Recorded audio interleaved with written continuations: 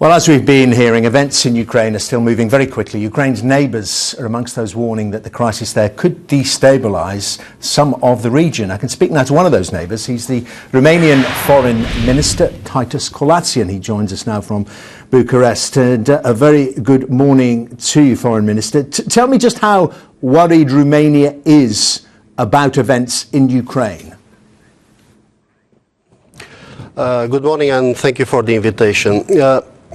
Speaking about and giving an answer to your question, if you think about the fact that Romania represents the eastern border of both EU and NATO, and also the fact that Ukraine is the largest, the biggest neighbor of Romania, you can understand that we followed with great concern, great interest, the developments, the dramatic developments in the past weeks and days, and we welcomed, of course, together with our European partners and Euro-Atlantic partners, the agreement that was signed and the fact that the violence is stopped and a political process started. It will take political efforts to implement this agreement and to have not only a 2004 constitution in Ukraine, not only an inclusive government, but also to have correct early elections concerning the presidential functions.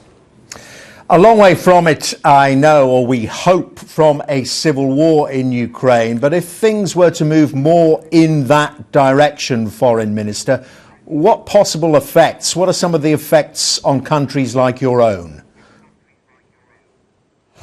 Well, I think you took notice about different public political statements at the level of EU, for instance. Also, Romania stated very clearly that we are very supportive for the stability, the territorial integrity and sovereignty of Ukraine, and trying to avoid any dissemination of tensions in the region, because, of course, we are interested to support, based on positive political developments in Ukraine, the European path of Ukraine. We are interested to support, of course, the Republic of Moldova's European path, and what is happening in Ukraine is quite relevant for the entire region. So we are not in favor of any, let's say, temptations to divide Ukraine. We are for an inclusive approach, and this is why the political inclusive approach will be extremely important in the next days and weeks. But presumably, if there were an increase in conflict in Ukraine, Romania may have to deal with refugees and things like that.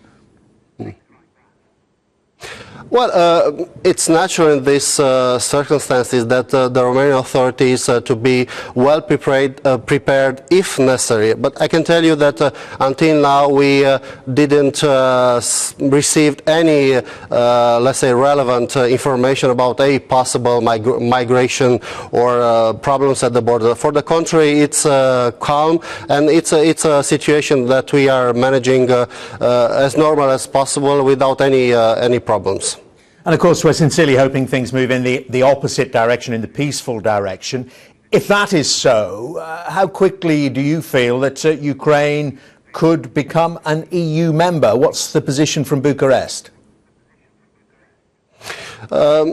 We think that this extremely important agreement that was signed with the support, direct support of the European Union, and also Romania had the mandate to support at the last Foreign Affairs Council, exactly those elements that were included and we are seeing right now in this political agreement, it is possible to advance on the European path. If you take the final conclusions of both last European Foreign Affairs Council, you will see that it is written in very clear terms that the associated agreement and the free trade agreement for Ukraine, it's not the final goal. That means there is a European perspective which is recognized within the European Union, but is based on the legitimate and sovereign will of Ukraine. And we are respecting the sovereign will, and we expect that all the international actors to respect the legitimate will of Kiev.